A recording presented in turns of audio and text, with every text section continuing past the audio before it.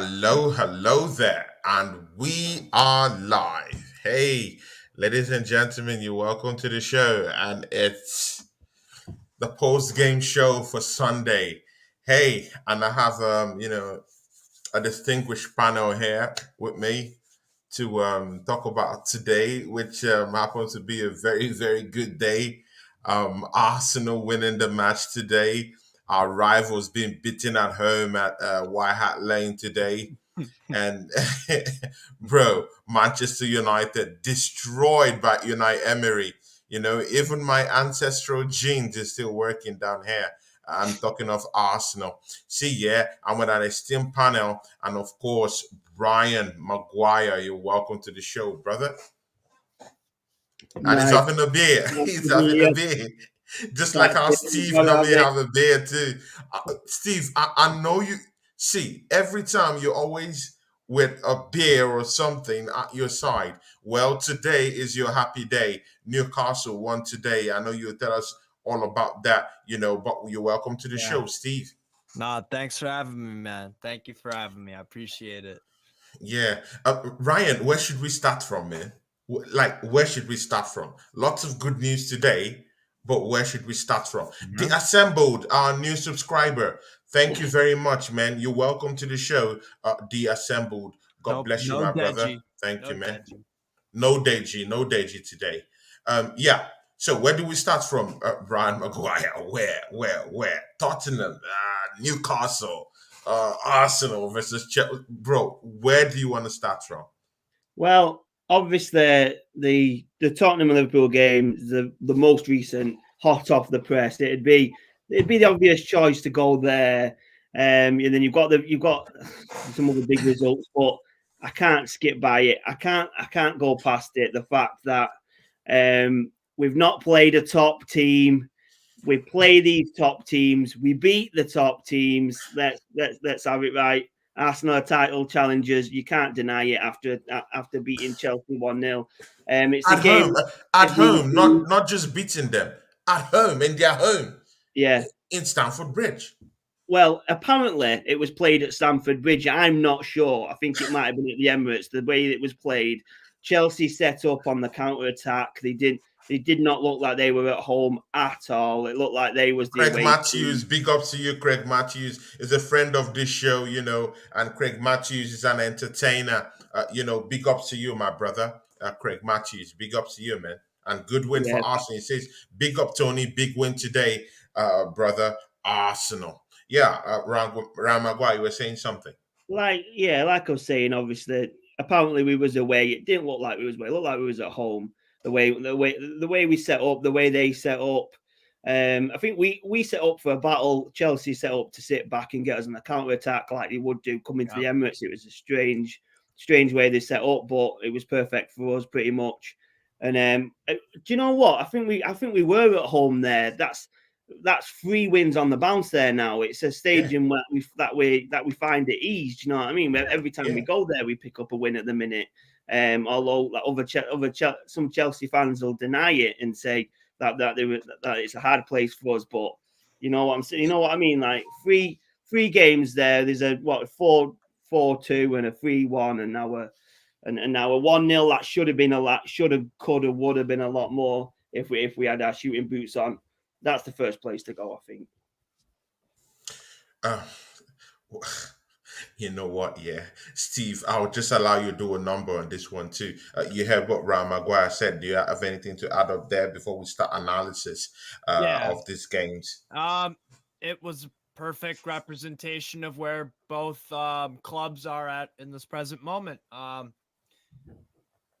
There's nothing good to say really about Chelsea, and there's quite a lot to say good about Arsenal at the moment. I'm not Arteta's biggest fan by no means. I'm not his biggest fan, but ultimately he's proven me wrong, and the start to this season is brilliant. That's all I can really say about it. Like, sure. Because before we started this game, you said we were gonna draw. What? Before we started this game, you said it was gonna be a draw. before. But then I said, once I started talking with you more and more, and I watched Chelsea, I'm like, bro, it's gonna be a 1-0 or a 2-0 Arsenal. Remember, I said that like I don't see a Chelsea goal. I don't.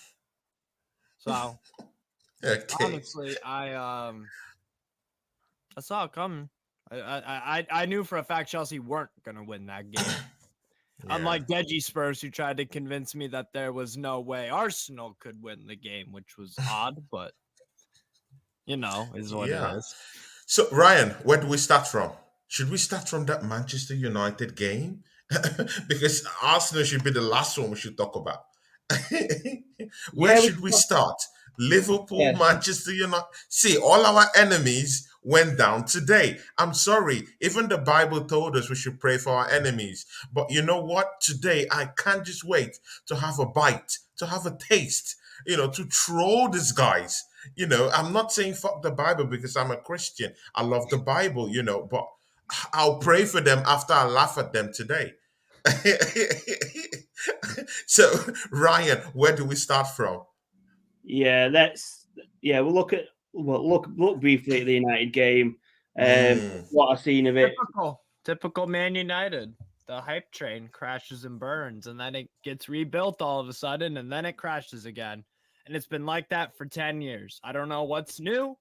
I don't know why people are falling under these illusions that they are solid top 4 locks. I don't know where that illusion comes from people, but, well, it's dead in a ditch today. And then if they beat Fulham next weekend, then people are going to be like, oh, this and this. Look, I'm going to summarize this about all of the other 4 Big 6 teams, besides Arsenal and Man City. They're all crap. They're all overrated. They all have problems with their squads. They're all inconsistent in one way or another. They're all unreliable. And they're all in a really pathetic state if you really think about it. You can pick holes at a lot of the other top, the other traditional top 4, excluding the teams being excluded being Man City and Arsenal.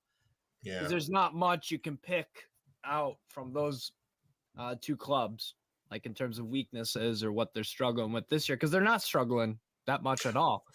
Okay, Ryan, just take us through that Manchester game with Aston Villa.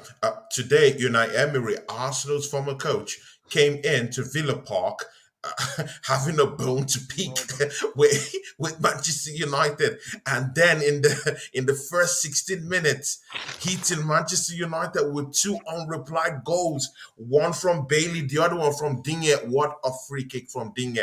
See, Brian, just take us through what you think about that match, Unai Emery. It was a very slow start from United and a very fast one from Villa, who just flew out. And then them 2 goals basically won it for them. They'd won it in the first, 15 or so minutes. 10. Because obviously United only got 1 goal. And they didn't. United just, even when it, after them goals. Tired. Definitely. I don't know if they looked tired. They just thought that they couldn't really be asked. I'm not sure. They were just, even after the first 2 goals, when United started to take control, they didn't have many of chances, like clear cut chances that they'd either give it away or before the final third ball, or the final third wasn't there. And then even the goal was a massive deflection. It was going miles wide. Yeah, the Luke Shaw. Massive deflection. And then they come out for the second half, like they didn't have any energy to them in that second half, like they were coming out to try and get that equaliser. There was only 1 goal behind.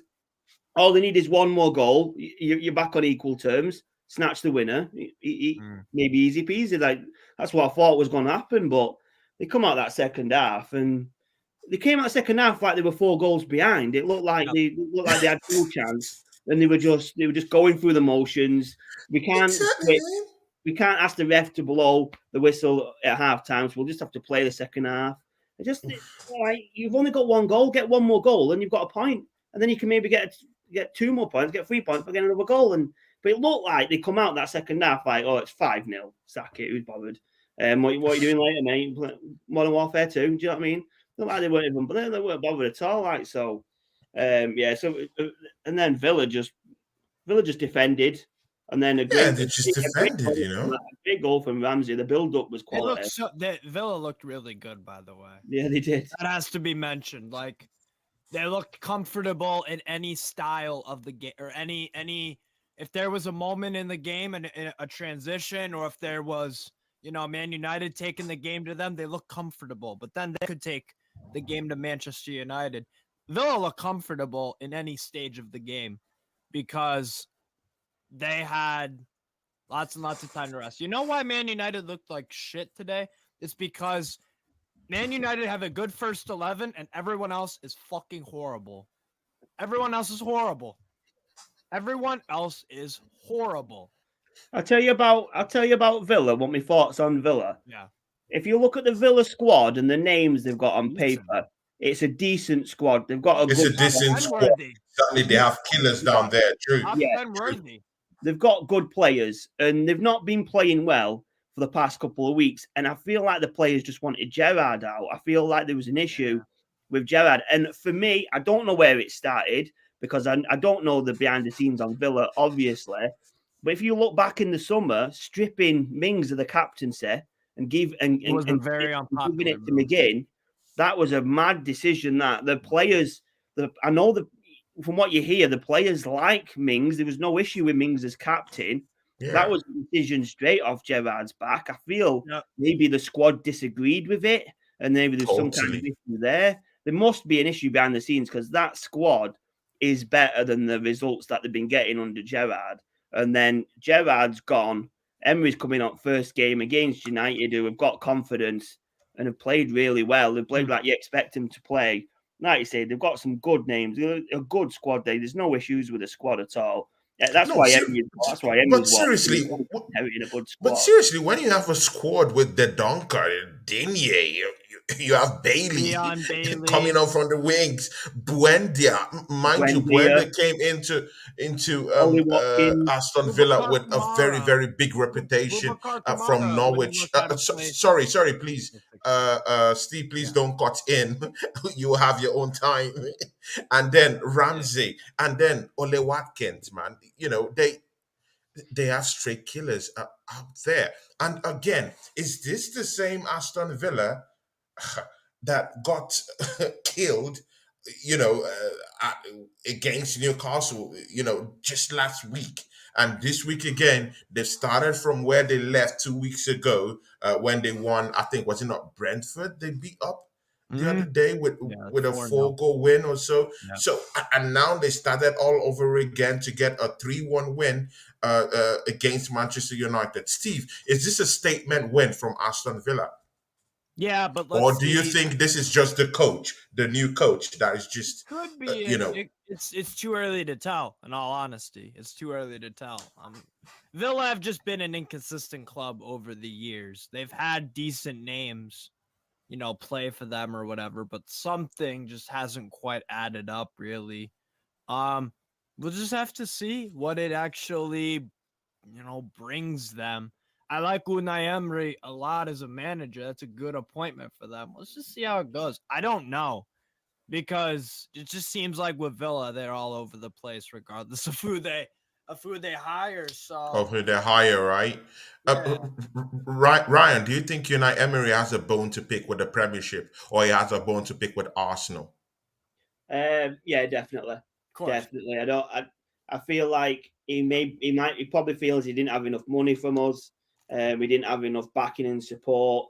He's definitely got a point to prove. I mean, he's left a top 5 La Liga squad pushing for Champions League and Europa League to come to Aston Villa. The pull of the Premier League's massive anyway, but it's definitely because he's got a point to prove. He'll definitely feel like he was hard done by Arsenal. He probably didn't have the time, didn't have the money.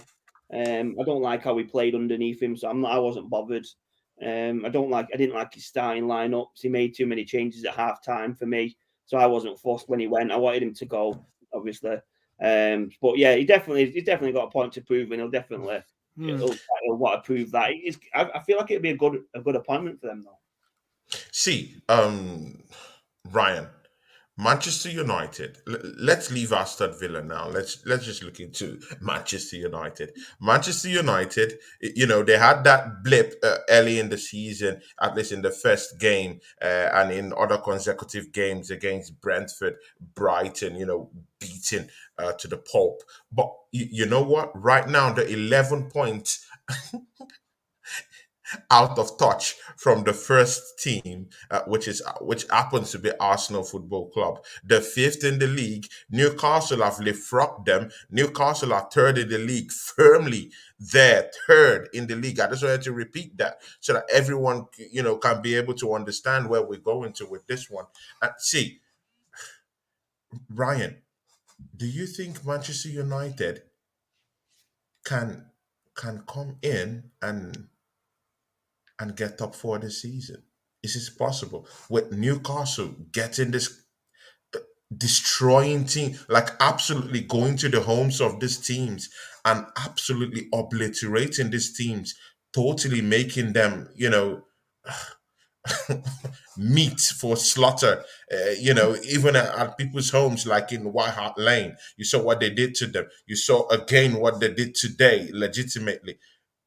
We're not talking of Newcastle, but do you think that Manchester United still have a pathway to top four this season?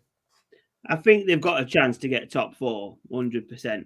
I mean, at the minute, the strongest teams for top four will be Arsenal, City, and Newcastle because we're sitting 1, 2, and 3. But then you've got the fourth position. Quite a few, 100%. That's up for grabs. Quite a few teams could get there. Obviously, Tottenham, United, Chelsea. Those will be the ones, and then Liverpool are going to mount. Obviously, Liverpool will be mounting a challenge. You don't know where they're going to finish, where they're going to come from. I think Liverpool, they're not far behind United. They're quite a few points behind fourth, but plenty of games to play yet. Plenty of games behind top four, by the way. A Chelsea fan might be coming in soon. Of course, we have to talk about Chelsea. No. Chelsea OG should be coming in later on. I think she'll be popping in. Yeah. So, who was saying something? Sorry, Ryan. My bad. Yeah. Okay, it's Ryan. Yeah. So at the minute, you're looking at you're looking at Arsenal, City, and Newcastle for the top four, which is mad to say. Like 2 years ago, you know what I mean? Like it's crazy to say, but they're the informed teams, and they're the ones that you're looking at. Yeah. And then fighting for fourth, you're saying Tottenham, United, and Liverpool. Again, a crazy statement. I didn't think I'd be making for a while, but it is what it is. So we'll just see. But United could get in there. Just depends on the form of Newcastle, Liverpool, Chelsea, everyone else in the running. See, can I? Yeah. Okay. CFCOG, you're welcome to the show. CFCOG is our partner station. He's also been here.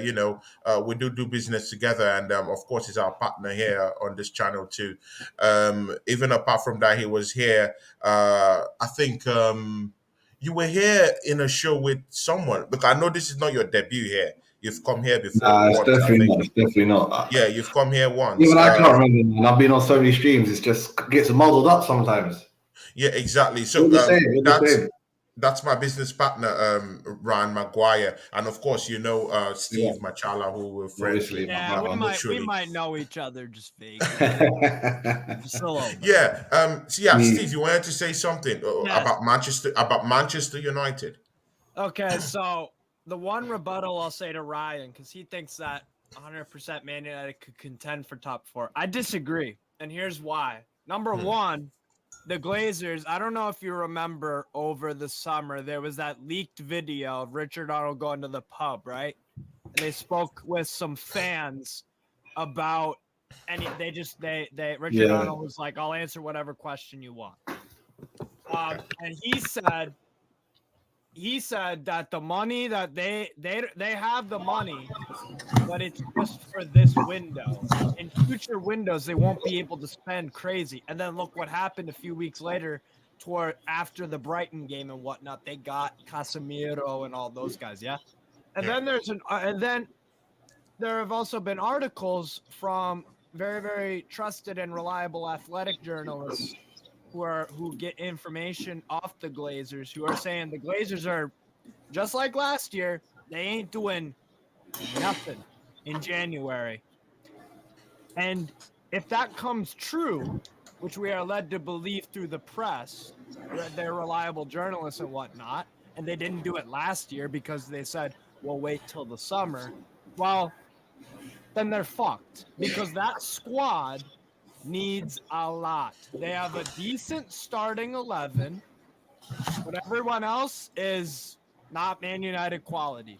Harry Maguire's not Man United quality. Lindelof, McTominay, Fred.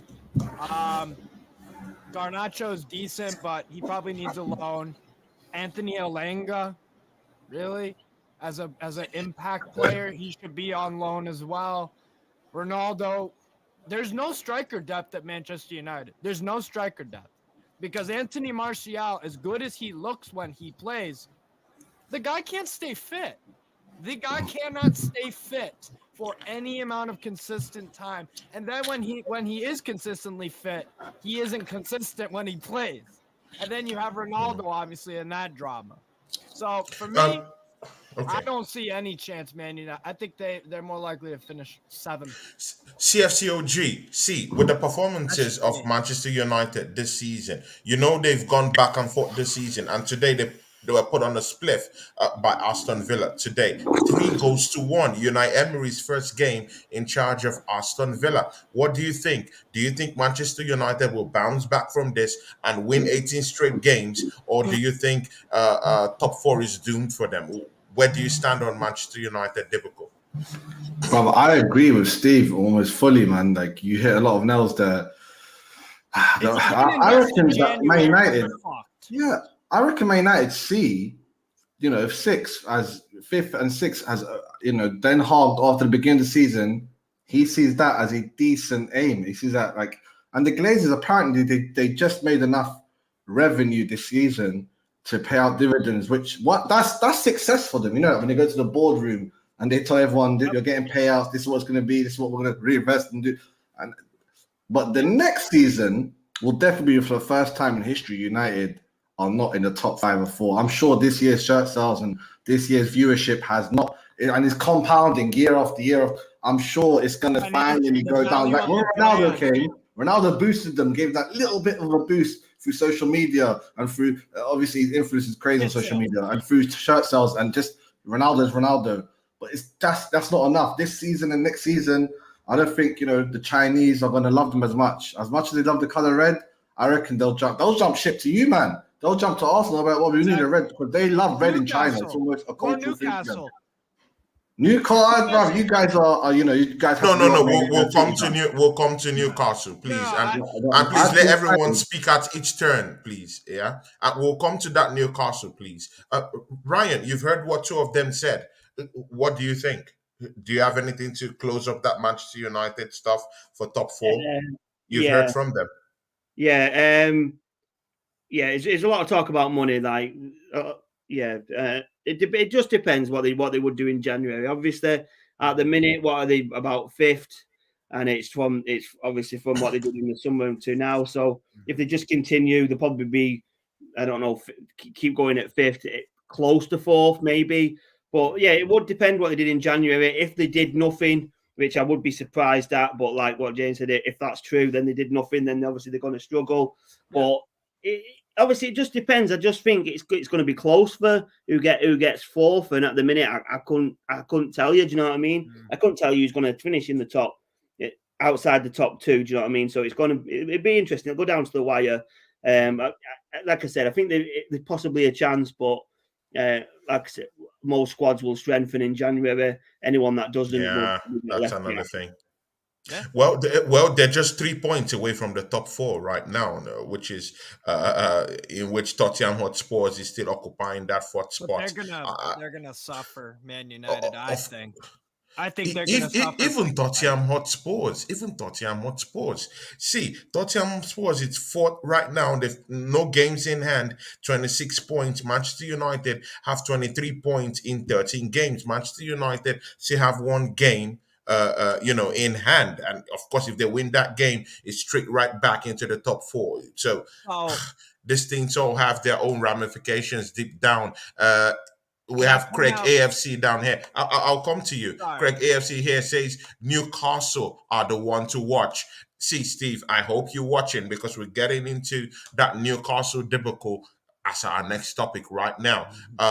Amy Baba here says we're back at the top again. Coyg, come on, you goodness. Amy Baba is a Crest member. Thanks for showing up to the show. Craig AFC 87 says here, even the Invincibles team didn't have a start like what we're going to do right now. Totally understandable. We're saving the best for the last, which is Chelsea versus Arsenal, will be the last one we're going to look into. The next one we're just going to look into is these guys that I'm getting very, very scared of. I'm sincerely getting scared of these guys, Ryan. Like, they're really, really putting fear into my mind. And this team is called Newcastle United. The guys from the Northern Rock, Nottingham, land down there in the UK. Steve, take us through that game and please in a shortened way so that we can be able to have time to look into other games. What do you think? Newcastle 4, Southampton 1. We were just brilliant. Not throughout the entire game, but as an overall performance, we coped with what Southampton were trying to do. It was a very good game of football. And contrary to the way Villa played against us and Everton played against us, Southampton actually wanted to play a game of football and not whack-a-mole. So I respect them for that, absolutely, because Southampton wanted to play football, but ultimately that was their downfall. They were brave and they didn't do a lot of sitting back and defending, and it made it easier for us to score, honestly. So look, I think this team we're firing on all cylinders. Everyone is contributing with goals. Everyone is contributing with assists. Joe Willock was arguably man of the match today. I mean, it was just a phenomenal team performance from the boys today. Like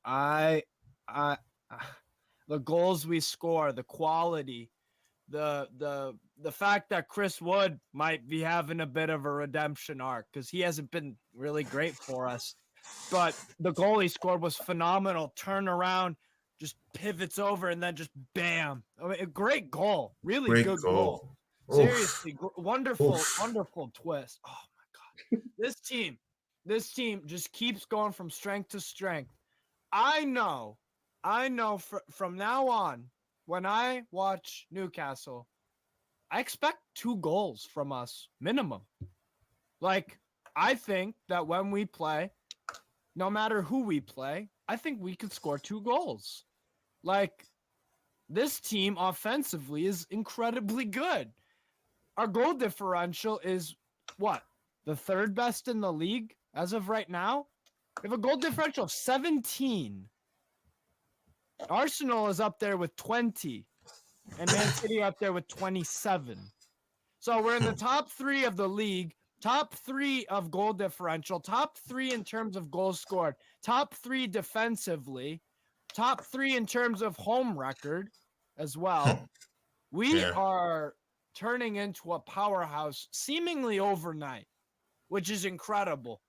And we've been doing this without Alexander Isak and Alexis Maximin for that's the most shocking thing. See, Shelby as well, because he's Brian Maguire, of course, you've just heard Steve down there. And of course, those of you guys that want to hear more about this Newcastle talk and Gunners talk, we have that show on Monday where Steve would ultimately break it down line by line on our show, which is another flagship show called Gooners and Mags. And of course, that show is always on Mondays, 7 to 8 p.m. just catch Steve down here where he will break down everything that has to do with Newcastle, look into the chances for top 4 or possibly even winning the trophy this season. Who knows? With how they're playing, with the kind of people they've played this season. Manchester City, draw. Manchester United, draw. They might be beating Chelsea in the space of a week or so. We don't know what's going to happen, but I really do think they're knocking on that door. But see, Ryan Maguire, I want to put you in the game right now. Almiron, for some reason, this is his 8th goal this season. He doesn't seem to be stopping. He's just scoring goals after goals. And see, these goals he's scoring, Almiron is scoring, are not normal goals. These are contender for goal of the season or goal of the. I'm serious, man. Like he's competing. He's competing against himself right now in terms of the beauty and in terms of the kind of goals he's actually scoring. See, Ryan Maguire, that's even not the only thing to admire in this beautiful Newcastle team. See, Chris Wood is even having a new lease of life. Chris Wood, of all people, is scoring goals. See, let me even put you even more into the game, Ryan Maguire. Joe Willock, for some reason, Willock is scoring goals. Who's this other guy in your front, as your wide forward, that scored last week? No, not Murphy. It's your striker, Joelinton. Joelinton is also scoring. He's scoring goals, Ryan Maguire. Today, Joe Willock scored goals again. See, even Murphy had to go off, and they even brought in a Joe Shelby. So for all those talk that Newcastle doesn't have a second string side or a backup squad that could help them challenge for top 4 or for the title, I think it's that talk. It's a lie. Ryan Maguire, what can you tell us about Newcastle? With their performances, the way they're beating teams, not just 1-0, 4-0, 4-2, 5. What can you say about this? Listen. If anyone's watched any of our shows since the beginning of the season, I've picked Newcastle to break into top 4 all season, to either challenge for it, definitely top 6, top 5. But they've been one of my picks to be an outside team to get top 4, just because when.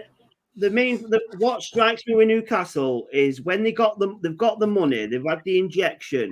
Instead of throwing it out there on players, the big name players that you expect them to sign, or like when City first got the money, it was like they was playing Football Manager. They was buying, say, your Silvers and your players like that. And even though David Silva was amazing for them in the end, I'm not going wrong, but they were getting them players that you'd think of getting. Where Newcastle have done it differently. They've gone for they bought Wood in, probably a bit more expensive than what he should have been, but it was kind of a bit of an and ah decision. They signed Guimaraes, which was an amazing signing. I didn't even expect them to sign him, but it was one that snuck under the radar because maybe he was unsure on how he would perform. They've not gone out and they've not gone mad for them. The only player is Isak, I think. I think Isak's the only one where you think it's kind of like a Football Manager signing. You've got the money, they've gone for a big name linked with Arsenal and linked with other players, and it's not gone well. He's got injured. Right. It's the kind of signings that sometimes don't go well. Injuries, or they come in with the expectations and they don't quite hit the heights. But all the players are performing for Newcastle at the minute. The ones they've signed are performing. The players like Almiron, who they had before the money, Willock before the money, them kind of players are all performing as well. And like Alex Maximin was before the money, and who's just an absolute quality player. I expected him to have left by now. Now money, but now they've got I honestly expected Maximin to be at Chelsea, City, Arsenal, Tottenham, any kind of player like that. But now they've got the money. There's no chance he's leaving. He's gone. I can't imagine him leaving at all. You imagine him staying. But it doesn't surprise me the way they're playing. Again, Eddie Howe, where they've appointed Howe is the same as the signings. It's not the big name manager you expect, but it's the manager that's getting them where they are. A lot of potential. Doing a really good job. So they're doing everything perfectly well, and it would not surprise me to see Newcastle finish third. Not Okay, surprised. see, Chelsea OG. See, you're not new into all this conversation. With me and you, we've talked about this off stage, on stage. Newcastle, what can you say about it, man? Well, I've been analysing Newcastle, man. It reminds me of the Chelsea in the beginning, where players like John Terry, Lampard, and Joe Cole, you think that's it, they're done. But then they were like, no, let's level up with these new signings. I'm like, that's a bit mad. I honestly, I said to Steve privately earlier, I said, for Newcastle to really make a statement, because football is physical game. It's football game, it's formation players, but really it's mental as well, just like most sports. If you really want, you have to break the world record for January. You have to get man like Maddison in. You know what I'm saying? He's a good fit, you've got to have your English homegrown players. You have to get, and I wouldn't say you guys need another defender just because your defensive balance right now is so solid. I don't want to ruin it. Maybe get a like one or two really young, expensive players. Again, a bit like Chelsea done. You have to get these. You have to make if you spend over like 200 million because your FFP allows it. You could spend 320 million. We didn't spend jack shit with Mike. They can. If you live up your FFP and you go all the way to where the FFP is, and you spend that all before the summer comes in and it resets and everything. Honestly, we qualify exactly. You have to break it. You have to break this transfer window and make it a statement. The most ever spent in January history, Newcastle FC. Then not only will it be mental, the team knows the level on up, and the other players will even try to perform better. It's also made a statement to Real Madrid and Bayern Munich, who are like, what, these guys spent more than we've spent in January, or more than Chelsea. Like, I thought Chelsea's going to do a mad one in January from all the rumours I'm hearing. I know Arsenal are going to spend 50 million apparently. I'll say you guys need to spend. You're taking a dig on us, right? You're taking a dig at us, right? 50 million, right? These days, right? That's Tillsman and a youth. That's like Tillsman will be like 35. I'm saying you guys should Nick Tillsman. You guys should get Maddison, do the little Leicester City raid. You guys should get one of these young upcoming European guys, Valverde, whoever, like break the market. And I think that way you'll carry it on. You'll carry on the form and you will finish top four. If you relax in January and buy one dead player, you might just lose that form in that, that is going to be mad those last 5 months. January to May is going to be like, thanks to the World Cup. No thanks, really, but yeah. But Steve, do you really need to break the bank by January? I don't think so, man. You have a squad that can actually go for top four right now, man. Do you need to break the bank? You have a Trippier there who is even like, let's even talk about this English based like the English based quota, homegrown quota in your team. You have, I think, Jonjo Shelvey English? I think so. Yeah, he is. I think he's leaving next season though. If they get Champions League, I don't think he'll be there. He's English. Kieran Trippier is English. Joe Willock is English. Come on, bro. Joe Linton is English, right? No, he's Brazilian. No. Brazilian, bro. No. If you go Europe, once you go Europe, you need a more amount of English players. You know that, yeah. Once you're in the European competition, no. But they have. You guys have Murphy, right? Yep. Where's Murphy from? Murphy's English, right? Longstaff is Irish. Is it Irish? No, Jacob Murphy's English. Sounds Irish, Murphy. Sounds like Dublin. Yeah, he's English. But to me, you got your home base players covered up. You just need one or two signings. Please don't listen to him, man. He's scared, man. Every team that wins the Premier League has multiple international players. You know that, man. All right. So what I would do in January, here are my suggestions for Newcastle for January. We need a backup winger because the reason why we need to make signings is because, number one, I want to challenge for FA Cup and Carabao Cup to win the goddamn thing. Win both of them, if possible. So that's going to take some squad depth. So you need two good wingers. You need two good strikers. But Almiron can play from the wings. Joe Willock can play from the wings. But I'm saying Almiron can't play. We shouldn't have him play every single game in terms of Sunday, Wednesday, Sunday, Saturday, blah, blah. You know what I'm saying? Like, we can't have that. You want to have a balance. And you want to have a squad that is so strong where it gives Eddie Howe a headache. Like, bro, I've got a fantastic squad. Who do I go with? Just like what Pep has. Okay. Ram Maguire, please. I want to pick you on this one. And it's two questions. It goes to you. First of all, do you think that what Newcastle are doing now, beating teams, destroying teams, putting fear at the heart of every team, even at home to these places, destroying these people, do you think that when these games come thick and fast, like the FA Cups, the Carabao Cup, of which, they would look onto those games as games they should be winning because they want to, they want to get that slot to the European, to the European League, just in case, they miss out on top four, of which I'm not convinced they will miss out on. That's still Europe, though. It's still Europe. Even if they finish 7th, they'll get Europe. They'll get Europe, right? So definitely. And they'll need squad depth for that.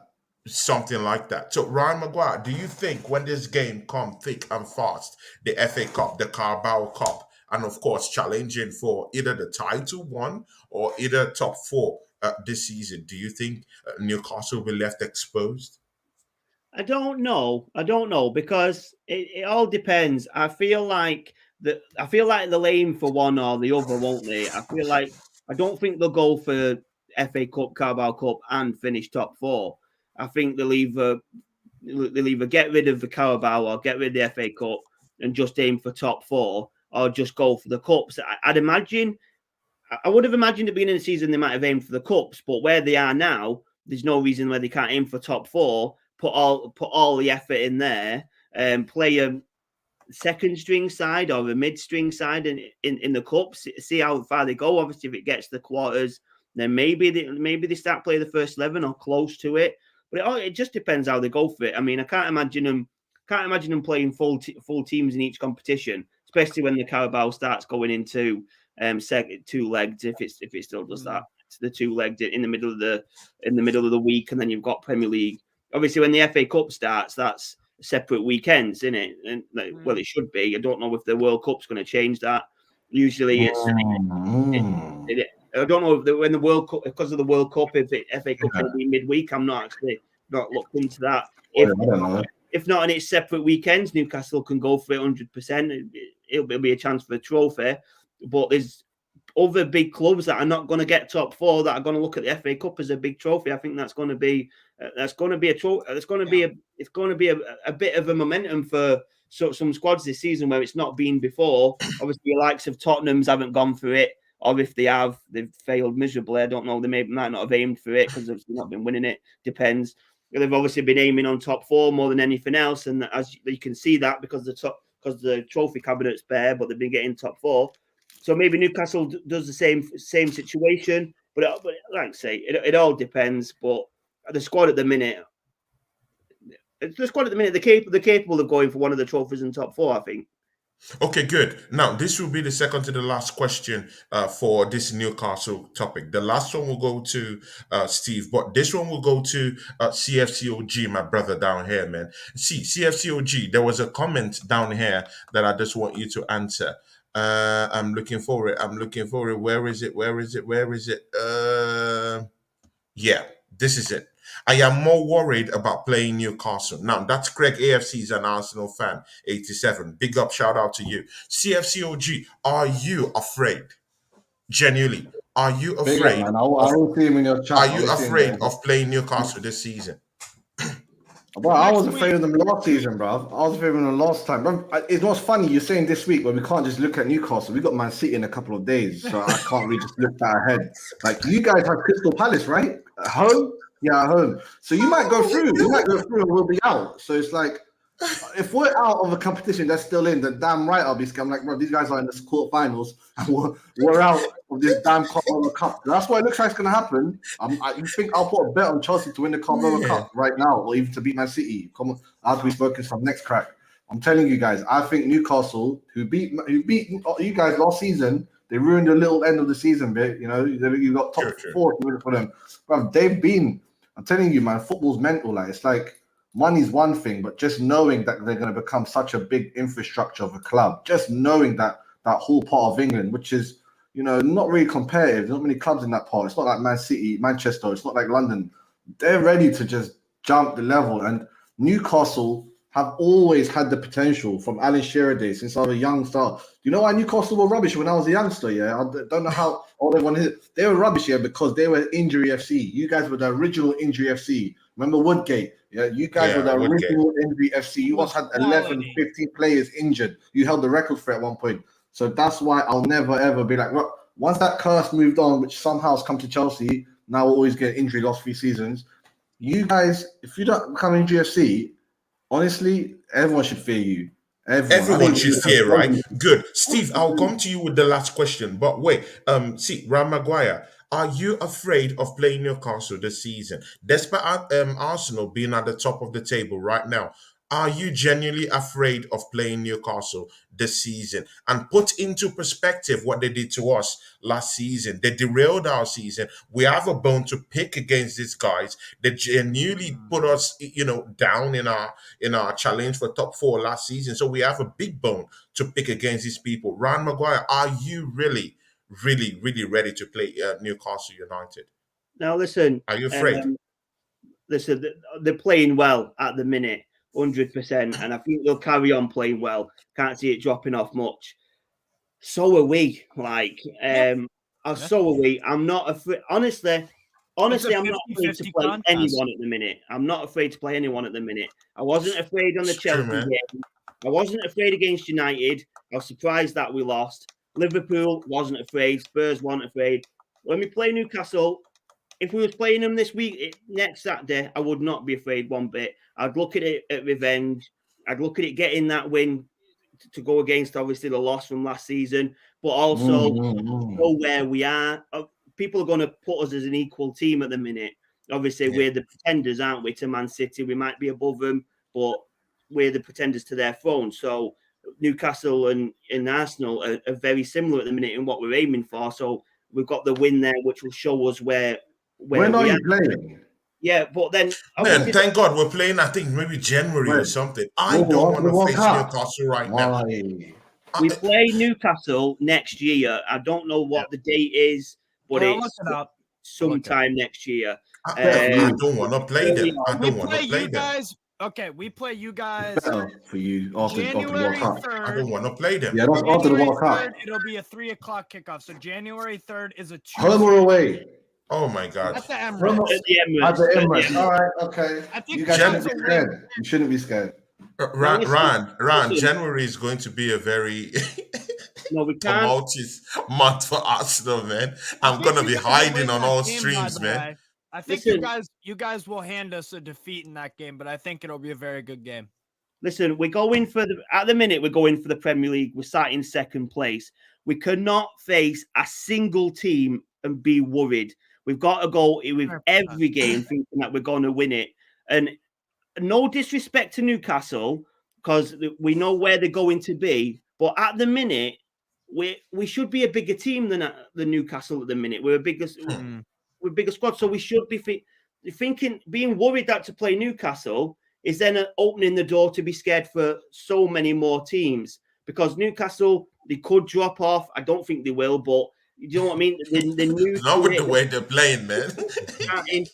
If you're afraid that when we play in Newcastle, then God help you, because you've got to be afraid when we play City and City and Tottenham and United, Chelsea, Everton, West Ham. You'll be afraid in every game. We need to Barcelona coming. Games like that, Newcastle at home. We should be thinking we're going to win it, and if we don't, get out of Arsenal because you're not in it. Good. Okay. Steve, you have the final question for Newcastle, but let me just shout out some of these guys that I came here. As a member of my channel, I have to shout out these guys. Anthony Herbert is a crest member of my channel, so big ups to you, Anthony Herbert, for coming to the show. Big ups to you, and he says, "Big up, Tony. Hope you well, mate. Top of the league, get in there." Yes, of course, Anthony Herbert. Thank you. Fear of Black London, big ups to you. Welcome to the show, Fear of Black London, my guy. And Otto B. See, man, I've been trying to get linked to this dude. I don't know who this dude is. This Otto B. He has been a very, very great guy to me. He hasn't been coming to the show for a long time. He has been giving me lots of super thanks and super chats. thanks or whatever. Big ups to you, man. But I don't know you, man. Hit me up on Instagram, man. At least so you can come to the show and have a good talk with us here, man. We really need you here. Otto B, thank you. And he gave us a super chat here. And he says, if you had 100, okay, let's answer this question. It goes to you, Steve. If you had 100 to bet on top 4, what will be it? Guys. So, Steve, can you answer that question? If I had to put order, it won't be any particular order, but if I had to pick 4 teams, like a parlay style, let's you have to pick order. You have to pick order if you want to make real money on the bet. Okay. Okay, you know what? You know the favor I'll do for you guys. We'll do it at the end of the show because we still have lots of bones to pick. We still have Tottenham, Spurs, Liverpool. We still have we still have Chelsea, Arsenal to talk about. You know what? Let's just quickly go into that Newcastle. The last question for that Newcastle right now. Newcastle right now, Steve. Are you afraid to play any team in the Premiership right now with your form, how you guys are playing? Do you think any team would genuinely give you problems right now if you face them? I mean, it's not a matter of giving problems. It's in terms of I have no fear of anyone. Like, I don't think anyone's going to blow us out. I know during the year it will happen. It could be a Villa away. Maybe if they continue this rampant home form, that could be potentially banana skin. I think Man City away, obviously they have the potential to win against anyone, like a 3-0 or a 4-0. Okay. I'm not scared of those games, though. So you're not scared of anyone. You're not scared of Arsenal. No. You're not scared of Chelsea. You're not scared of. I'm not scared of Arsenal, but I do think that the game when we play you guys, I anticipate it being a very, very competitive game. I see it. Maybe we score first, but you guys score 2 and you win, and it's a very competitive and good game. In terms of fear, I don't. When you ask me about fear means to me that I think we're gonna lose and get played off the park. I don't think I fear anyone. So you don't think any team will do that to you, right? I know it will happen, but I don't see it happening in this moment. Good and okay. I totally accept your opinion. You know what For me, I still do think that you guys will meet your Waterloo one way or the other. I like that. Arsenal? It's true, man. You guys will meet it one day. But is it going to be Arsenal? Chelsea? I don't know. Hey, we have a new member in the house. I like that. We have a new member, guys. Chelsea OG, CFC OG, my guy, my brother. Thanks for being a new member of my channel, man. Maybe I'll repay the kindness. So my next paycheck, I'll be. You've been working hard, Steve. I think you've been working hard. And see, for guys that never knew, because now it's out, it's already out. CFC OG, he's been my friend, for a while now, and he just got married on Saturday. This past Saturday, and that's a big one, man. Happy married life, my brother. I hope it's happy. I hope she stays happy. Damn. Happy married life, my brother. This is wishing you, thank you, man. Great things to come. And let's keep, I'll upload some pictures one day on Instagram and all that. Yeah, sure, man. Sure, man. Thanks for becoming a member. Thanks for becoming a member, my brother.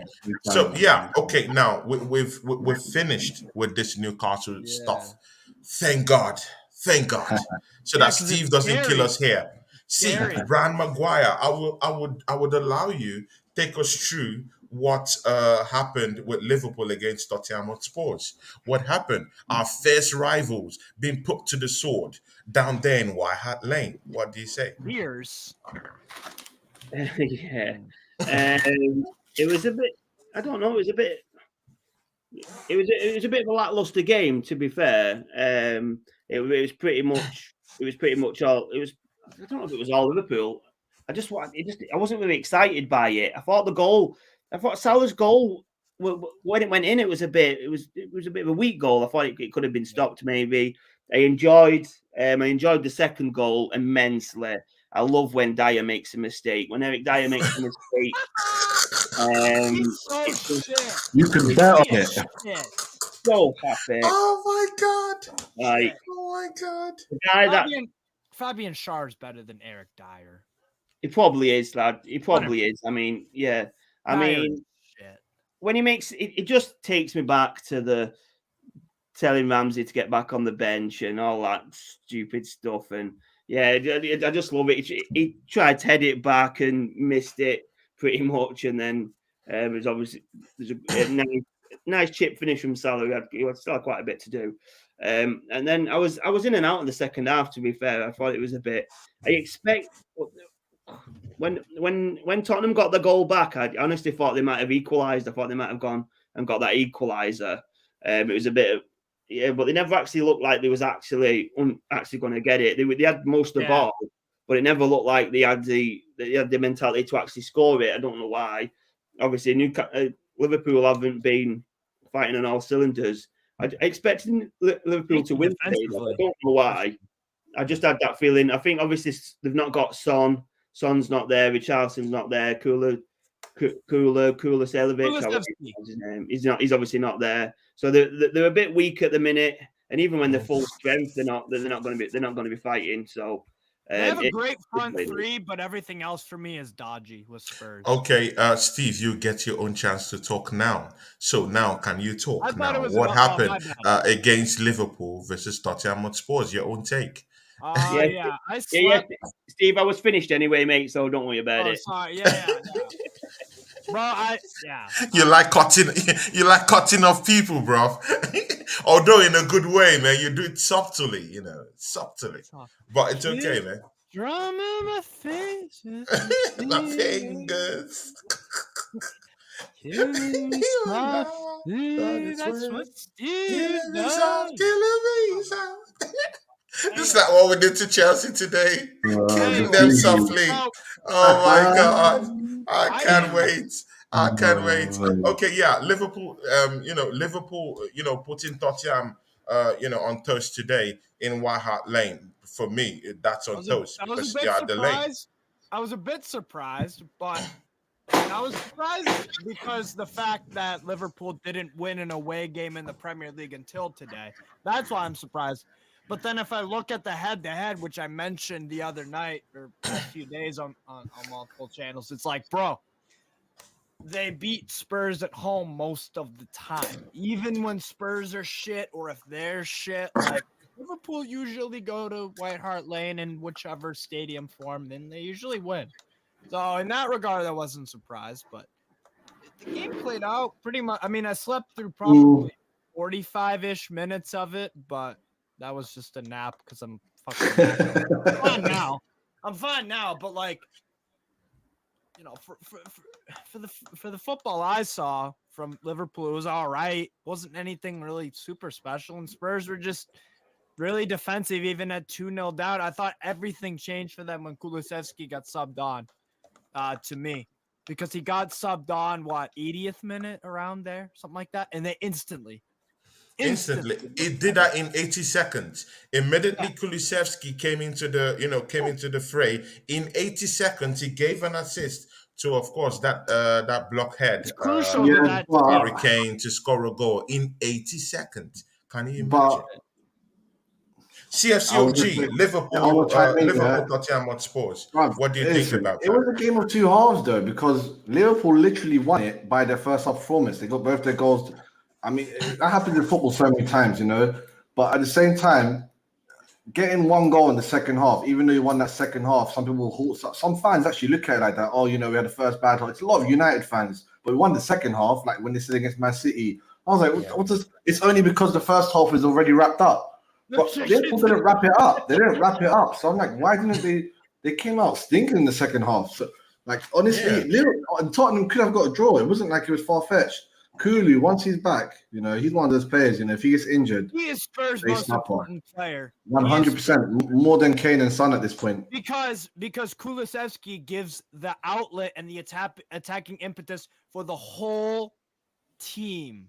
Agreed. Because when Kulu got subbed on, the whole team felt much more comfortable on Yeah, the ball, with him. taking the game with Kulusevski on. He's Spurs' most important player. Yeah, he Spurs' most dictated the important player. pace today. At the end of that second half, he dictated it. There were lots of chances. It was just It was creation after Brilliant creation player. after Brilliant. creation. Could have Absolutely been a draw. wonderful from Could have been a Kulusevski. draw.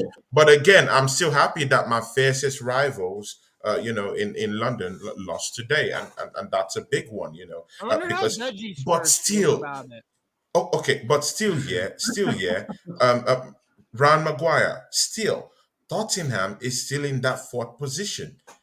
These guys have been losing games in some ways, but for some reason, We're out of there, man. they're still in top four. Like, they're just so stubborn. They don't Right. want to get out from that top four. For some reason. Do you think they're gonna get top four this season? I don't get how they're still there. It doesn't make I don't know. any sense to me. It's like, do you know, like the only way I can explain it is when you sat on your couch watching TV. You've got the TV remote in your hand. You put the remote next to you. You look over there and it's gone, right? You can't explain it. It's disappeared. Where is it? It's just unexplainable. That's how I feel about Tottenham being in the top four at the minute. It's TV remote that unexplainable. I don't know. I just don't get it. I seriously don't understand what's going on. I don't get how they're there. It's called Antonio Conte. Kicking on. Actually, I have exactly the answer why they're still there. Look who's behind them. Man United are inconsistent. Chelsea are inconsistent. Liverpool are inconsistent.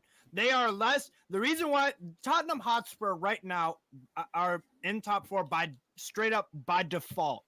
They are the least shit out of the top four, top six, excluding obviously Arsenal and Man City.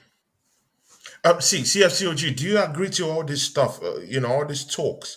All this What is going on? How is Tottenham? This is going to CFCOG. Tottenham Hotspurs lost against Manchester United. They lost against Arsenal. They've now lost against Liverpool. Man, there was another game. They lost against Newcastle. Bruv, this is enough to put Tottenham Hotspurs in the middle of the park in the Premiership. But what are these guys still looking for? Fourth in the Premiership, 26 points, 27 goals garnered, 18 in. Imagine out of that top four, at least out of the top four right now, they're the ones that have considered the highest goal margin. They've considered about 18 goals this season.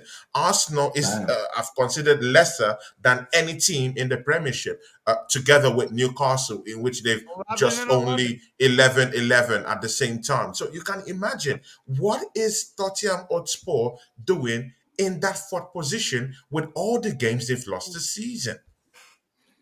Boy, I mean, listen, Conte, whether it's the universe on his side, he always does well in the league. Avalon and everything, right? Relative to Tottenham, he's doing very well in the league. Like, if anyone came to him and said, "Oh, Tottenham," he'd be like, "Look where I am in the league, and look where any other manager I feel would be in, as you said, lower position." I mean, they didn't even beat us. They got a lucky draw. I can remember one of their wins only, where they won, I think it was 6-3. Other than that, I literally don't remember. Even in Europe, every now and then when I ski them in Europe, they're losing. Like, they're losing to Sporting. They were drawing up a day before they won, I think. So I am a bit baffled myself, but Steve probably said it right, man. The other teams chasing them just keep giving them so much leeway, so much rope. I honestly thought this would be guaranteed this season. Tottenham will not go Champions League finally, because they don't belong in Champions League. They're just there to make up numbers. And I thought this is it. But now even I'm having doubts, man. Will Conte... Ron Maguire smiling. Ron Maguire smiling when he heard that. The smirk on his face. God. The smirk on his face. Okay, you know what? Let's go. Let's see. Let's go to this next one. Yes. Good and okay. Let's look into... Which other one haven't we looked into today? We haven't looked into Crystal Palace and West Ham. Ran Maguire, Crystal Palace 2, West Ham 1. disappointing loss to West Ham at home. At home. Strange. That's a strange result, you know. I expected West Ham to. Obviously, Palace are a sound team, but West Ham seem to have got a bit of confidence now. They're playing good they're playing well in Europe, aren't they? They're getting good results. I thought they was progressing now, and they've obviously a bit of a stumbler there against Palace. It's one of it's results that happen in the Premier League, though. Obviously, clubs get wins where you don't expect it. Every game's a tough game. Yada yada yada, blah blah blah, and all that stuff. But I expected West Ham to win it, but obviously Palace have done very well. Can't comment on it too much because I've not seen the game. I'm not going to come out like quite a few other people who will go in depth on a game they've not even fucking watched. The amount of times I've seen it, people come on here and they'll comment on how we've played and they've not even watched it. They just, or even worse, they watch Match of the Day, and I can't stand it. You can't comment on a game after you watch Match of the Day because it's edited highlights. You've not watched the whole game. So you shut up and go away. So all I can expect is that it was a tight defensive game, and one of them kind of Palace performances where they grind it out. But like I said, West Ham, where are they now? Still in the league? I think they're probably about 17th or something like that. They're not that far. 15th. They need to start kicking on because it's going to be a long season for them. They need to start. See, Ram, I got an other question down to you. Wilfred Zaha scored the first goal today. Wilfred Zaha. And Arsenal has been linked to this guy. Why shouldn't Arsenal be going for Wilfred Zaha? We need that guy to come and hand us the league title as soon as possible. We've been linked with Zaha for what I feel like's about 8 years. We linked with him when Emery was here and probably before. I thought we were signing him when Emery was here, but we got Pepe, didn't we? And then Emery came out and said that he wanted Zaha, and I agree. You know, I thought Zaha's one of them players who he doesn't hide from a challenge. He gets stuck in. He runs non-stop. He's a fighter, and he's a bit of a warrior. It's exactly what we need. He might, he's probably 29, 30 now, so he might be getting on. But I feel like if anyone could just come in and just go straight in or compete straight away, I think he's got it, and I think it would be a sound signing. Yeah. Chelsea OG, are you there? Yeah, I'm here. Man, Chelsea OG, man, Crystal Palace, man. 2, West Ham 1. Listen. What's your thoughts, man? I was doubting Vieira. I was doubting him. I was like, oh, is he going to become another legend that just flops? Because, it happens way too often. But it seems that he's going to be the first. I don't count Zidane. Yeah, I don't want to go down that little rabbit hole. He's only managed one club, and it's Real Madrid, so it doesn't really count. But I honestly do think Vieira is going to be the guy one day. You know that? Yeah. And right now, Crystal Palace are up there in 10th right now with 19 points, and West Ham with 14 points at 15th. Where do you think these guys will end up, Ryan?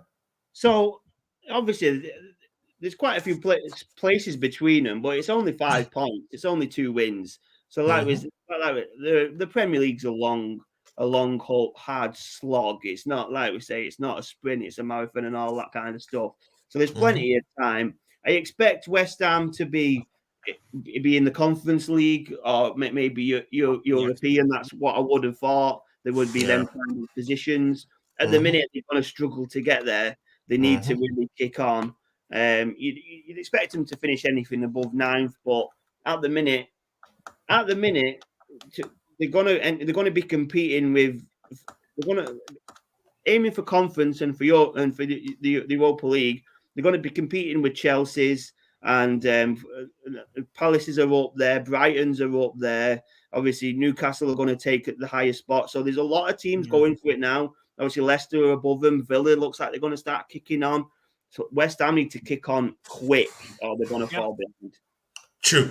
See, Steve, a short one before we go into that crunch Chelsea Arsenal match that went on today at tea time, UK, and that Wick Bridge the Wick Bridge today. But you know what, Steve? What do you think that Crystal Palace game against West Ham game? What do you think? Crystal Palace winning it 2-1. Yeah, Zaha scoring the goal. Yeah, I watched that game alongside the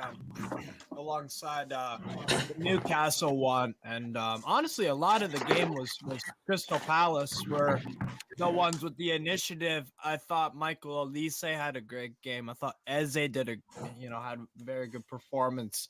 Zaha, they performed very well, and they scored first through Zaha, and it was a really, really nice goal near post. It came off a really, really horrible error from Fabianski, where he tried to play it out to Soufal, and he made a complete fucking hash of it.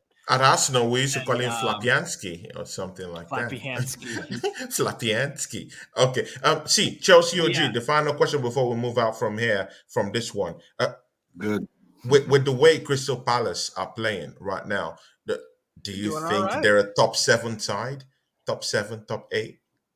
Well, honestly, for Vieira's sake, I hope they're not, because basically they're just another West Ham, the team they played today. If they go Europe again, I think it's like some staggering stat. It's like 83% of teams that go to Europe first time within a 5-year window, they drop their league from the next season.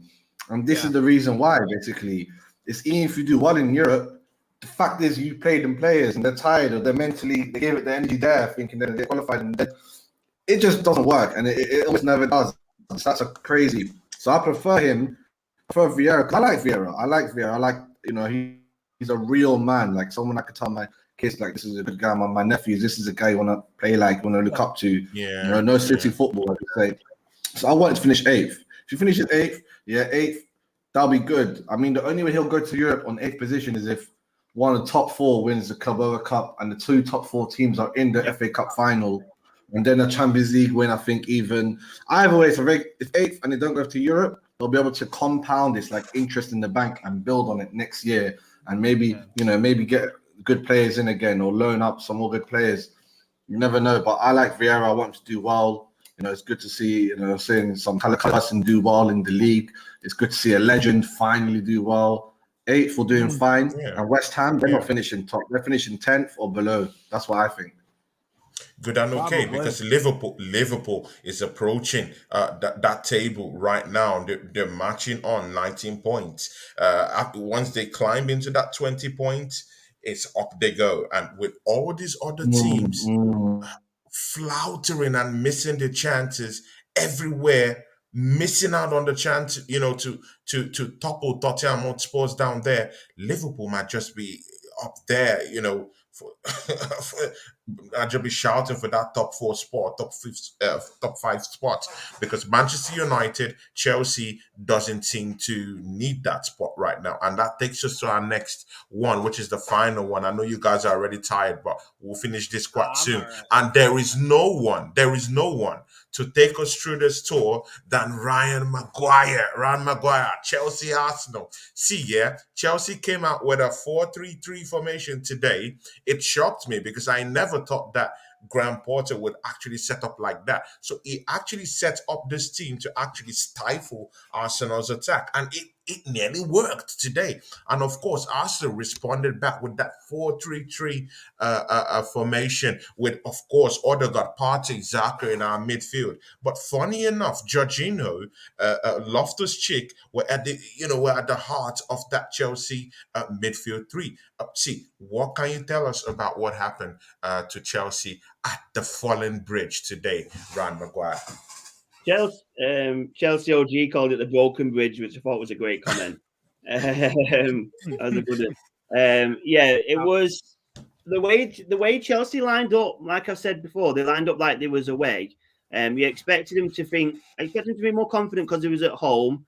The Chelsea fans would love to be the ones that burst our bubble at the minute, 100%. Like they would have, like Chelsea OG would 100% thought at the beginning of the day thought he would have won it or had a good chance to win it. But the way they set up, the way they came out, the way they played like they was away. They played like there was a weaker team. They let us play. They sat back Obviously, that was the game plan, which was to counter-attack.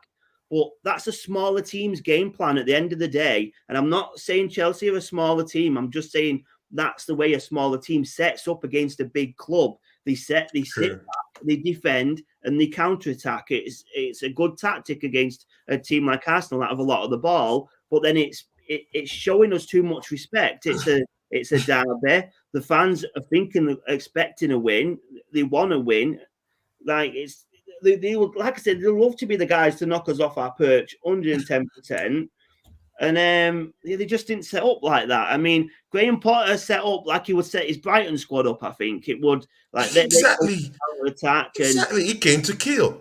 But like, obviously, come on, Graham, lad, you've gone to Chelsea. You've had your little glow up in the press. You've had your nice trim. You're wearing a different jacket and that. Looks like he's setting himself up like Arteta a bit. They're both wearing kits. They're both wearing. It wasn't working, and during the second half, he threw his big coat on. He wanted to be a bit different, but yeah. So like I said, we're leading at the top of the league. We're setting the standards there. The manager on the sideline setting the standards in the dress code. So. Yes, it's all good. But like you said, it nearly did work. To be honest, it was only one goal. It was a bit of a scruffy goal, but we had chances. We had so many chances. Gabriel Jesus at the end again. Of another missed chance again today. I said to you at the end of the game, Tony, that I was angry, and I honestly I was angry at the end of the game, even though we'd won. I had the emotions starting to come up that we'd won, but I was angry that the fact that I knew that there'd be fans out there saying it was lucky, saying that we'd scraped it, saying that we've only just. I knew that. Chelsea Dan, he said it was a fluke. See what I mean? See, and that's what's made me angry, because if you've watched the game, we've dominated it, lad. We've had so many chances. It could have easily been 3. It should have been 3 as well, but. It is what it is. It's 1-0. It's 3 points. It's another big team slayed. I can't wait to big team slayed. CFCOG had that one. I was like, what? We're not dragons. We're lions, bro. Well, you gunned us down today. You know what? CFCOG, you had a Chelsea henchman here, man. Please, brother, preach. What happened today at the bridge, at the Pride of London? What happened? I know, look, we lost, yeah, but I know there's so many excuses. But what I really hold on to is, why did he try to fix what wasn't broken? Okay, we're not broken, but it's partly broken. I looked at our best performance, 3-0 against AC Milan. We smacked them up. I was looking at that team. I was like, okay, all right, Reece James injured. We replaced him with Kovacic. Yeah? Fofana injured. We replaced him with Chalobah. I'm fine with that. Chilwell injury, playing with Cucurella, replaced with Cucurella, that's fine. But why did he ruin the midfield? Like, there's no injuries in that midfield, yeah? Instead of putting who plays AC Milan when you smack them 3-0, we played Kovacic and we played Ruben Loftus-Cheek right in the middle, 2 hard workers, yeah? And everyone, I come on Chelsea Fan Live TV all the time. I come on Lewis's show. I come on all the top Chelsea streams. And we all, we're almost happy and glad that Jorginho was becoming a Michael Carrick, an older Michael Carrick. Comes on the 60th, 70th, 75th minute when we're winning or drawing the game and wraps it up, brings something new. But obviously, when you come on in those few minutes and you do well, the manager must have fell for it and thought, oh, he's actually a good player. Let me start starting him again. And that's where everything for me changed. I said, football's a mentality. It's a dynamic. Like, one little change of player changes everything. How the other players play, where their position are. So I feel like, why did he try to fix what wasn't broken? Like, what was broken was Reece James and Chilwell and all that. Dave, that's automatic. Aspi automatically, automatically for final, automatically Cucurella. But why did he put Jorginho, and whoever else in? Why didn't he just go back to what we've done, where it was? And we never had Havertz in that game. We didn't play Havertz in that game. We played Sterling, Mount, Aubameyang. Why today? I'm like, why are you trying to fix what's not broken? If we lost with what we played the AC Milan team, I would have been satisfied. I would have said, okay, we lost. But I feel like I wish I could have a time machine. I wish I could go back there and tell him, look, you got 3 choices. You're either going to play that AC Milan team and make the changes that are self-indulgent, or you're going to put Zakaria in. But no way would I put J5 in. There's no way I'd have started Jorginho. There's no way I'd have started Havertz. I just don't get why he's trying to fix what was not broken. And now, I don't even know. I'm in limbo, you know? I got think Man your City squad now. is just Steve, it's your chance now. Steve, Go, what bro. happened? Go. What happened against Chelsea Football Club today? Just take us through what you felt happened in that game. Chelsea tried to transition, but it was nothing. It was stopped at the halfway line pretty much. Anything meaningful was trying. They were trying to funnel it through Kovacic to distribute out and whatnot, but like Aubameyang was just on no man's land as a lone striker. He had 4 touches in the first half. Disgraceful.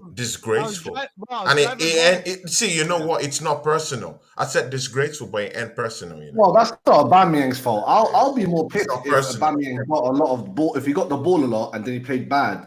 But when the striker doesn't get a ball a lot, I blame the bit before him more than I blame him, right? No service. What's he supposed to do? Yeah, exactly. Exactly. If you play that way, if you play a system where the players around the striker are supposed to feed the striker, hence the striker does not come back like a Harry Kane does to play, make, and get involved. Well, that's your fucking fault then for not either telling your striker, hey, drop back, receive the ball, be part of build-up play. But no, they tried to give Aubameyang service, but they couldn't even get the service to the guy who was supposed to give them fucking service. Look at what Chelsea fans are not seeing. This is the bigger picture that Chelsea. I told Chelsea OG. I told Chelsea OG what was up with this whole thing. See, you guys need to come to that understanding that you guys are in a rebuilding process. You can't beat any of all these big teams with the way you guys are playing right now. Aubameyang doesn't have service, and mind you, it's felt so good to see Aubameyang struggle today. It felt like it wasn't like he had a thinker. No. It's just like having sex the same way. Just seeing him struggle today. It was Elaborate. Like, I don't know. Yeah. I loved it. I just wanted to see him struggle today. You really did. Yeah, I'm serious. I wanted to see him struggle today, and he did. This is the bigger picture. Aubameyang is not that straight up killer that he used to be. Again, he's how not do we that know killer. that? He doesn't have a chance. He's not that straight up killer that he used to be in Dortmund. Even if we had Haaland, Haaland would have 4 touches as well, as long as he told him to play up there. It wouldn't. Do you want to tell me that if it was Haaland that was in that team right now, in that team, he would have got 4 touches as well. Do you think he wouldn't score? He would have got 4 touches as well, and he wouldn't have scored from any of them. It's the same thing. What do you mean? Haaland came just about, I think, 15 minutes before the end of the game for Manchester City, and he scored the winning goal for them. What are we talking about? Aubameyang to come in and get the ball. If Aubameyang was playing deep, I'd still be a different story. But it's the manager told him, chill there, we'll get the ball to you. And it didn't happen. That's what I'm saying. He cannot do it for you guys because he can't do it again. Guys, wait. Two truths can apply at the same time. See, there was those times where Aubameyang Haaland would have scored today. If Haaland played today for us, do you think he would have scored? Bro, see, there was a time, once upon a time, there was a time that Aubameyang could run the channels for you guys, create spaces for other people to score, run the channels, push, be that front man leading from the front, link up play, scoring. Now he's not scoring. Now he's not assisting. He now has to wait and hope for the Chelsea midfielders to be able to feed him balls. And mind you, that's a luxury you don't have right now. You don't have a Rich James who used to be the engine room through which your attacks usually start. You don't have that again. And you don't have a competitive replacement for those rules changed to come into play at all. You had a Zachariah for some reason on the bench. He did not come up to play. I'm not saying he's the best, but he's an option. Why didn't he come? He was Why man of didn't the he match, come Rob. into the game Surely like you deserve to 5 play minutes again. to the end, 10 minutes to the end? Maybe he might not be match fit, but at least he was on the bench. Why not try him out? Give him a role into the team. He was match fit for Dinamo Zagreb. Bro, he was man of the match. He was man of the match fit, man. I don't get it. I just don't get it. So you Chelsea guys have to come to the understanding. I just don't get it, bro. But okay, you know what? See, Chelsea OG, and this question will also go to Steve too at the end of the after you finish. Okay. With this now, do you think that Graham Potter should be wary for his job? No, bro. It's two straight losses at the bounce, and you have a billionaire who might want to be like Abramovich. It's possible.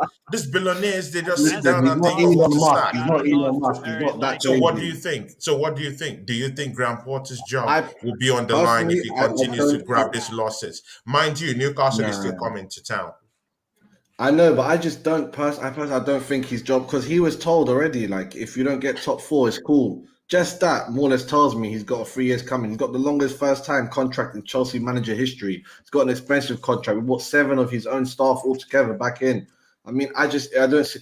I'm actually looking beyond this. I'm like, look, we're not going to go back to what he'd done before and play the team that was fixed. We are missing a few players. He doesn't like competition. Ruben Loftus-Cheek, even though the 2 times they started, we won with clean sheets. I don't know why, but listen, I'm looking to the future where we might get this Casado guy, 2021, Moises, for some ridiculous amount of money. We might just get Trossard before his contract finishes because we're desperate FC right now.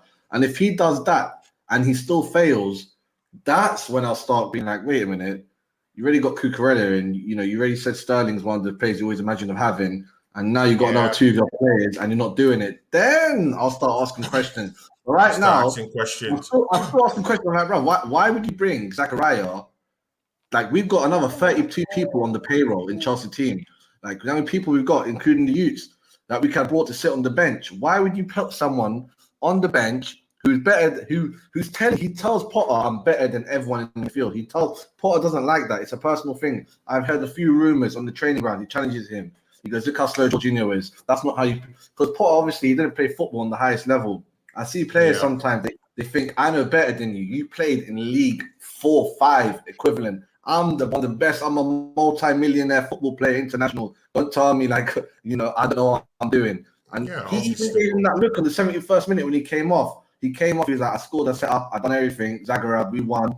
Gave him that look like, I told you so. And Potter was just like every manager that's just douchey, just looks down and did that. I was like, bro, what is happening? That's why we don't have an all or nothing this season or next season. He won't do an all or nothing until it's 100% his boys, his kids, his classroom. So I do blame Potter to a degree just for not playing the strongest team that we've played twice. We won 2 back-to-back 3-0, then we beat AC Milan again, won the Premier League game. However, I'm already moved on from that. I'm going to wait until he gets his players, quote-unquote, in, and then I'm going to start my football judgment. Right now, I won't be Potter out, and I don't think he has to worry about his job. As I said, the contract, the staff. Top 4 is not in his list right now. When you start a game, like on Manager or FIFA, they go, oh, you're meant to finish top 6 this season, and you're supposed to reach quarterfinals or more, and you get this much, and you get the ticks. His one is like, that's like the lowest bar Chelsea's have ever set in my life. Okay, Steve, it's very simple. We need to have an inquest into what happened today. Who is to blame today for that loss today? Shambolic defending, for that corner kick. It was a scrappy one, actually. See, who is to blame for that loss today? Graham Potter, the defenders, the players. Who's to blame? The average ass players. Chelsea have been a pretty shit league side. Chelsea OG, I'm sorry you have to hear this, man, on this show. Sorry, man. I'm truthing it, I want you to name me a season since Chelsea have won the league in 16-17. What title races have they been involved in? I'll wait. For the money they listen, spent, last season, a lot of Chelsea fans thought they'd win the league at the end of December when we're sitting top comfortably, like 7 points ahead. Huh? I knew you. A lot of them were shocked. Even I was slightly so. I was like, is Chilwell and James and Lukaku actually going to do this? Because you'd think if you win the Champions League, you're going to improve once you sign a 100 million player, but it completely backfired in the end. Out like that. It completely backfired. Yeah, that's the same reason I told Arsenal players don't be too confident. Steve, you've not given me a direct answer to that question. What? The inquest. Who is to blame? Who is to blame? You said the players. Who is to blame?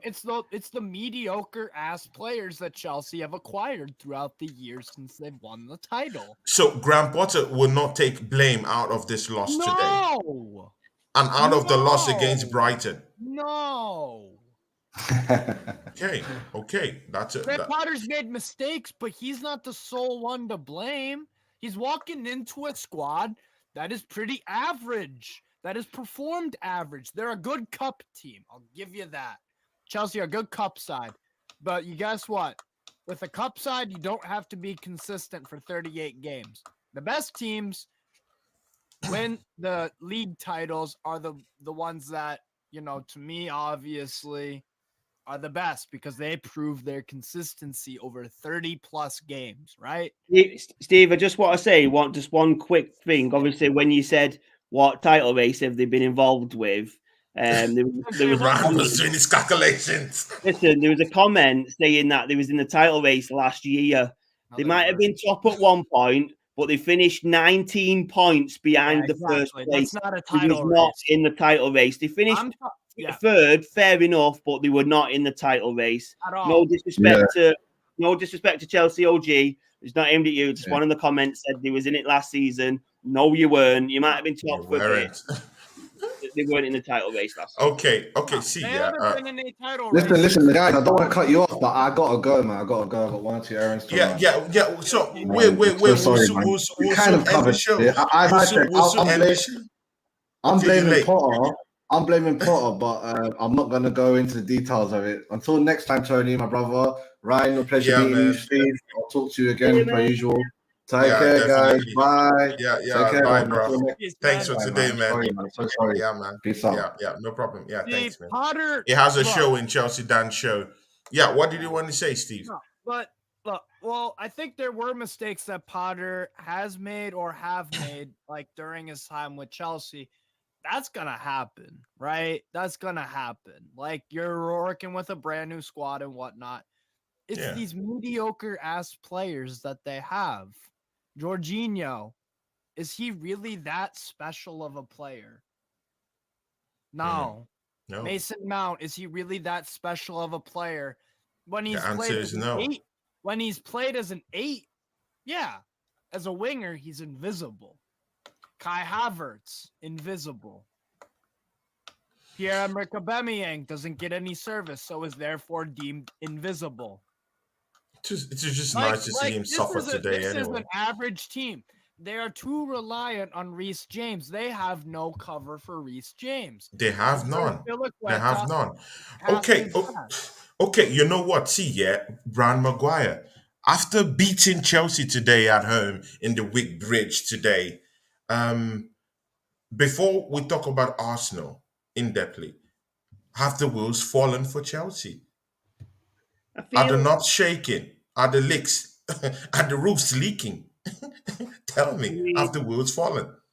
I mean, I feel the issue with Aubameyang is obviously he might not get the service, but then other strikers will try and make it for themselves, and Aubameyang just doesn't do that. He didn't do that at Arsenal, and that is one of the main reasons why we shipped him out. If he's not getting the service, he's not going to race back to try and get the tackles in, to try and get the ball. It's not putting those tackles in. He's not put himself out there. If he doesn't get the service, he's not getting the goals. It's like your Haalands will come back and get it. Kane at Tottenham certainly will. If he doesn't get the ball in the other opponent's half, he's on the halfway line trying to get the ball. And that's one of my main plaudits for Kane, the fact that he does that. He gets stuck in. He is always there. Do you know what I mean? Trying to get the ball. True. Aubameyang doesn't do that, and that is that is my main surprise on why they signed him, because that doesn't work in the Premier League. If you're not trying to win the ball back for yourself, you ain't going to get it. It's plain and simple. Like, and I'm really surprised that they signed him. But like I said, I wasn't worried about Chelsea at the beginning of the season. I'm still not worried about them now. I wasn't worried about them because their team No. is total shit right now. And the Yeah. deluded fans don't want to accept that the team is shit right now. You know, it's a total, see, it's a total mess in that Chelsea Football Club. And that's why they're 11 points away from Arsenal, who's leading by 34 points. See, we're on a goddamn title challenge, Arsenal fans. Whether the deluded ones that don't want to accept that we're in a title challenge this season, well, just look at the standings right now. That should put you in, you know, that should give you a better picture, a vivid picture of what it all says. Manchester City is actually chasing us. Can you believe that? Manchester City, all you people have given the title to already, even before even reaching half the season, is chasing Arsenal right now. Now, that's just the bottom line. Arsenal is top of the league. We're the team to be. Okay, you know what? Let me turn this up. Let me up this ant right now. See, Steve, are we in a goddamn title challenge right now? Because many Yes. people still don't believe Yes. out there. Yes. This question also goes to you, Ryan Maguire. See, Steve, are we in a goddamn title challenge? Of course. But like I've said to you every time you've asked me this question, if you don't, Big up Mr. B for life is is one of our subscribers down here. Big ups to you, Mr. B for life. You know we love you down here, my brother. Mr. B, shout out to you for life, man. One love. Yeah, no, Steve. but you guys are title challengers. But and like I said to you every time about this, the prerequisite, you have to spend much more than 50 million in January, unless you have some amazing free agent signings or wonder kids from unknown leagues that are just gonna slot straight in if a Xhaka gets injured and play at a standard close to his. Then I'm sorry, you aren't. So as of right now, yes, you are, but you need to spend more than 50 million pounds in January. If you don't do that, then we will see what happens from there. But Ron Maguire, can you take that? You've heard what what the Gorgie said. So what do you have to say? Yeah, no, I agree. I pretty much agree. I feel like we're in a strong position, and we need to capitalize. We need to capitalize on the position by making a couple of good signings in January. We definitely need two. Any more than two would be great, but I feel like two key signings would keep us there or thereabouts. Go get Tielemans. It'd be good. It'd be good if we got more than two. But like I said, I feel like that is all we need to keep us there. Do you know what I mean? So obviously it is what it is. I feel like we're playing very well. And don't get me wrong. Like, if there was no January transfer window, this wouldn't even be a fucking discussion. Do you know what I mean? We wouldn't even. Yeah, true. Steve wouldn't say you need to sign big in January. He'd just be thinking maybe you can keep going. Like, do you know what I mean? If there wasn't a January transfer window, we wouldn't even have this fucking discussion. But there is there, and then other teams strengthen and all that kind of stuff. So it just depends. It just depends what we do. We do need Xhaka or Partey get injured. That's Sambi Lakanga there, and that we know that. Don't get me, lad. We agree. We know. We know. We agree. We don't want to go into that topic because it's a scary one. No, not depressing, but it's a scary one. It's a slippery slope because we do see, in the Europa League where we've put in this second string team, to just go there and instead of them to give the manager a headache, they've not. The most shocking one is Ed Nketiah.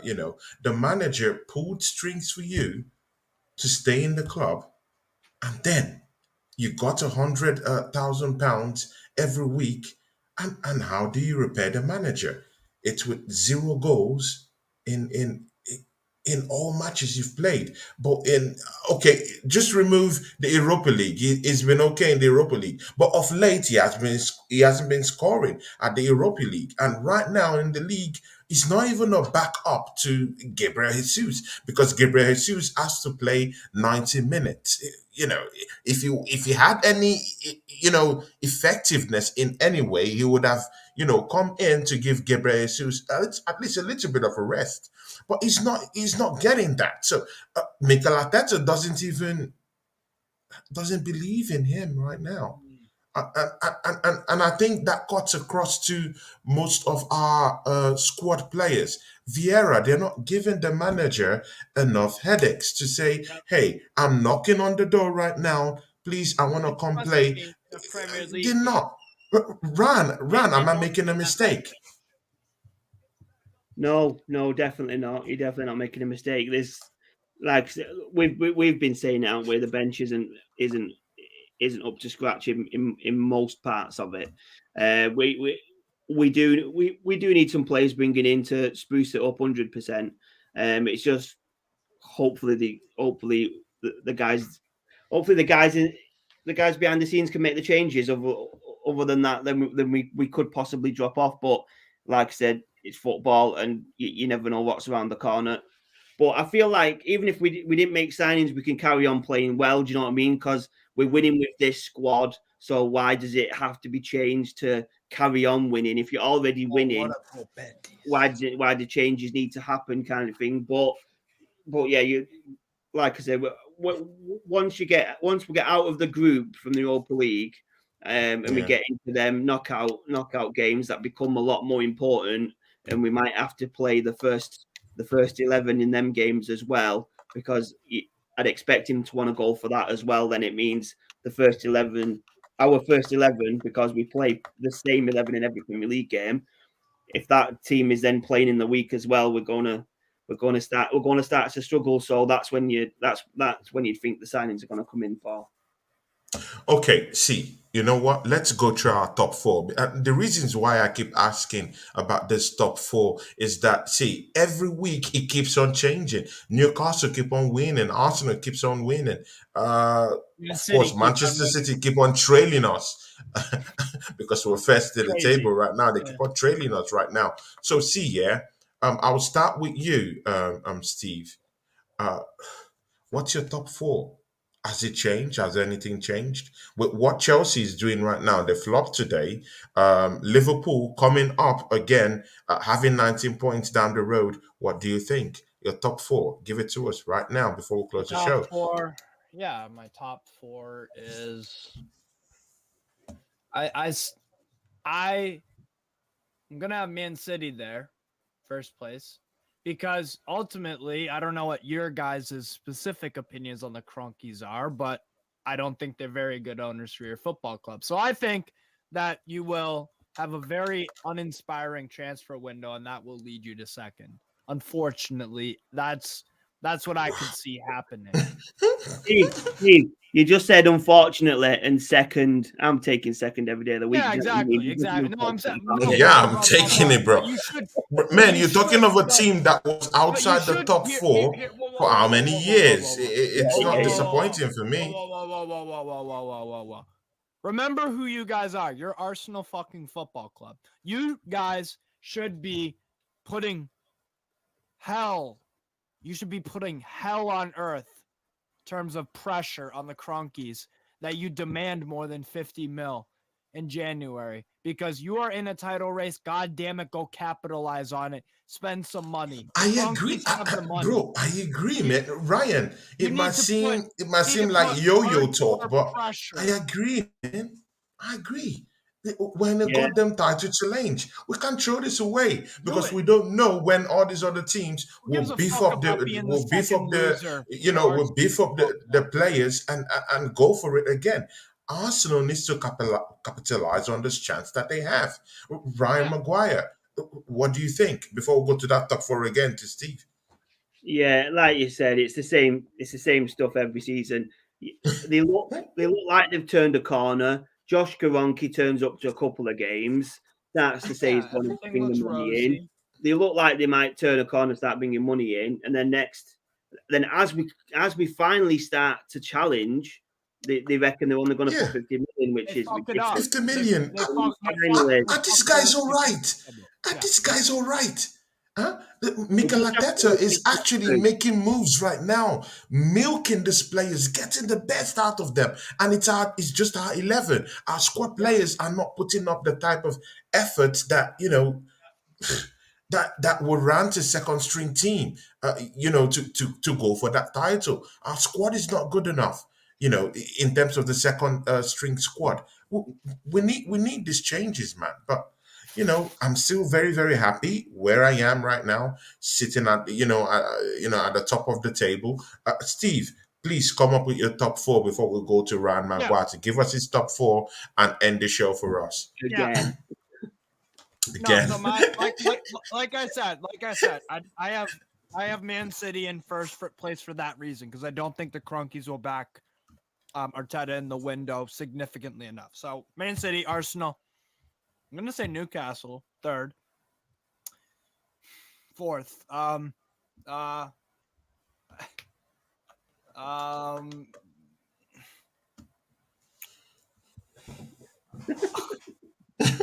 struggling, dude.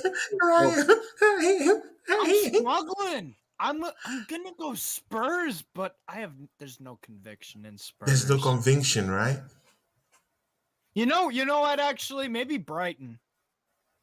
Brighton are 6th, by the way. They will have a difficult time to, there will be a period where injuries will set in, injuries will set in, and they will have a drop off. But let's see. I don't know. It's a Premiership. Finish above a Man United, Liverpool, Chelsea. I think Brighton could overtake one of those clubs and finish ahead of them in the league. So, but for my final top 4 spot, I'll go Spurs. But I say that with no conviction. No conviction at all. None. Ron Maguire, do you agree to what he said, and then give us your top 4 prediction? I feel like Brighton are where they are because of Graham Potter. Obviously, they started the season very well.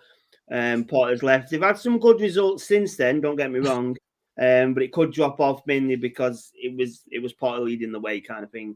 But they've played well, so who's to say? Football's football, innit? You know what I mean? Yeah, please, before you go into your top 4 prediction, Boxer Ishaku, big ups to you. Mr. B for life, big ups to you. If you're of Black London, thank you for coming to the show today. Otto B, thanks for the super chat. Thanks for coming to the show. Amy Baba, Anthony Herbert, you guys are the best. Boxer Ishaku says something here. All the defenders in the Chelsea backline are crap, man. That Saka corner was gonna go in straight, unchallenged, before Gabriel escorted the ball further. How disgraceful defending from Chelsea Football Club. See, Ron Maguire, your top 4 right now. So, top 4 questions every week, I think, at the minute. Yeah, exactly. You're just at the minute. I'm just looking at the form teams. To be fair, so like I say, I still can't look past Man City because of how strong they've been and just the kind of Goliaths they are. Do you know what I mean? So I'm still going to put City in first. I can't see anything other than Arsenal finishing second at the minute, and then I think fighting out for third and fourth, honestly, will be Newcastle and Liverpool. Don't know which way it'll turn, which way it'll fall. At the minute, though, I'm going to put Newcastle third, Liverpool fourth. Newcastle. Oh my God, I can't believe we're calling that name here, man. Damn. Newcastle. I can't either, bro. It's surreal. It's surreal, man. Yeah, what about your fourth, man? Ryan. Liverpool fourth. Dan. Oh, so wow. Yeah. Wow. So you still think Liverpool will still up the ante, right? I still think Liverpool have got the squad. No, but see, Steve, it's possible. It's possible. See, Spurs have lost against Arsenal. They've lost against Manchester United, against Newcastle at home, against Arsenal. Bro, they've lost to all these teams. And mind you, Brighton is still coming. All these other tough teams are still coming. Aston Villa are still coming. See, the only reason why I picked they will fall. They will the only fall. reason why I picked Spurs to get top 4 is 2 players, Harry Kane and Kulusevski. That's it. But Kulusevski has he has a very checkered injury record. So what if he gets injured again? Well, then what happens? They have to start from the bottom all over again. That's the thing. And mind you, Harry Kane hasn't been injured this season. What happens when when that blow comes in? Bro, I have no idea. Ladies and gentlemen, that's why it's the Premiership. You know what? Thank everyone for coming to the show today. And then my partner Ryan, will just end it up. And of course, he will give us a teaser into his famous banter club of the week that will come up on Tuesday in our flagship show, and the best show that we have here. The Ryan and Claude show, our flagship show here. Ryan, can you do the honors for us, man? And of course, guys, we have a show tomorrow, which is Gonners and Mags with my friend here, Stephen McCullough. So, of course, if you want to hear that smack talk about Newcastle, and of course, I'll be there too, to talk about Arsenal too, about our weekend games, and we're just looking to football generally. And of course, join me in my best show here, the Ryan and Claude show, on Tuesday with Ryan Maguire, my brother, my business partner. So Ryan, just do the honors for us and close the show for us. And of course, a teaser of your banter club of the week on Tuesday. Yeah, so obviously we've got the Ryan and Claude show on Tuesday, usually at 8 o'clock. Any changes on that, we'll let everyone know. But we'll just discuss the football like we've done, look into the Arsenal game a bit more, and then obviously give away the banter club of the week, which could possibly be given to 2 clubs. Maybe I think it's 3. a bit of a tricky one. Maybe even 3. We'll see. There's definitely a clear contender at the minute, though. There's a clear contender on results, but then there's also another contender just on the fans. Piss me off. So I might give it to another club just because of how pissed off I am by the fans. So we'll see. It is Chelsea. Just like I say, obviously anyone that can turn up, massively appreciate you. Everyone that's been there today, Tony and Steve. Yeah, and we still have up to even 11 people in the 11 people live watching us right now. Yeah, we appreciate you, every single one of you. God bless. Thank you very much for turning up. Thank you very much, guys. And Steve, any last shout outs? Can you shout out your channel? Sorry, I forgot that, man. Ryan, you have to shout out your channel. Steve, please shout out your channel, please. Yeah, so I'm on Newcastle Fans TV, and Strasbourg Steve's my YouTube channel. That's really about it. And I'm on a bunch of other channels as well as a guest. So yeah, that's all I got from my end, really. Yeah. Shout out to Prince Itam, our friend down here, and of course, Ryan Maguire. Can you shout out where people can find you, your socials? Where can these guys find you? Mainly, I'm on Twitter at Maguire23. Obviously, got me. The YouTube name will be below. Anyone. But mainly you'll find me on the Ryan and Claude show Tuesdays 8 o'clock. If you want to see me, that's where I am. Yeah, sure. And of course, you guys have heard it, guys, thank you for coming to the show today. This was slated to be just a 1-hour show, but for some reason, I keep on disappointing Ryan Maguire. Ryan, I'm very sorry, man. Because I know, like, what could I do? What could I do, man? I'm very sorry, man. But hey, guys, the guys in the chat, you guys make it lovely. You guys give us a headache. If our second string squad was giving, Mikel Arteta a headache, just like you guys are giving us a headache, at least it would have been better, But thank you guys for joining us here. Thank you for being down there with us. This channel just started about 3 months ago, and it is where it is because of you guys, man. Thank you very much, guys. And, catch us on Monday with the Gunners and Mags. After that, it will be on Tuesday with Brian Maguire also. So, thank you guys, and see you soon. And be safe and have a lovely Monday and a lovely start of the week with you guys. Thank you very much. Peace. Peace out. Peace out.